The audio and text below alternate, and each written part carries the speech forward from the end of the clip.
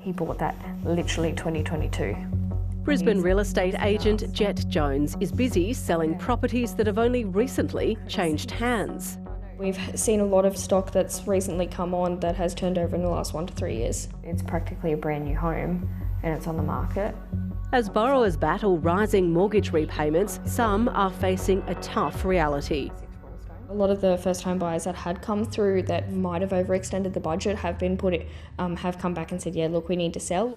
CoreLogic data prepared for ABC News shows the percentage of properties held for fewer than 3 years is near a decade high. In April, almost 14% of all properties sold in Australia were bought within the past 3 years. Hobart had the highest portion of properties sold, followed by Brisbane, Canberra, Adelaide, Perth, Sydney, Darwin and Melbourne. A little over 8% of properties sold nationwide had been owned for 2 years, though it's more pronounced in Brisbane, where almost 1 in 10 homes have changed hands within 24 months. And they're not all a good deal for the sellers. We've seen these short-term loss-making resales of 2 years or less go from 3.4% of loss-making resales in the March quarter of 2022 to over 12% in the March quarter of 2023. National Debt Helpline at the Consumer Action Law Centre. You're speaking with Claude. How can I help you today?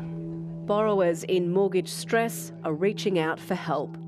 It's the number one reason for callers that we're getting at the moment, all right? And our volumes are considerably higher than they were last year. Quick resales are not a unique phenomenon. The last time we saw figures like these, about 6 years ago, the market was booming.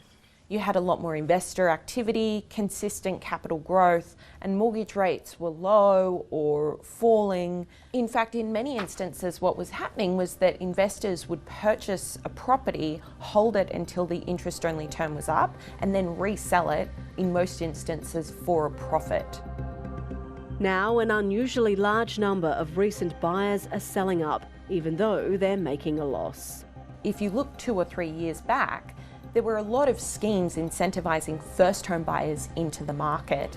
Things like the first home loan deposit scheme, Home Builder, which was available to everyone but really taken up by first home buyers. So it seems a bit rough that these young Australians were buying in at very high prices, and now on top of that, they're facing increasingly high mortgage repayments.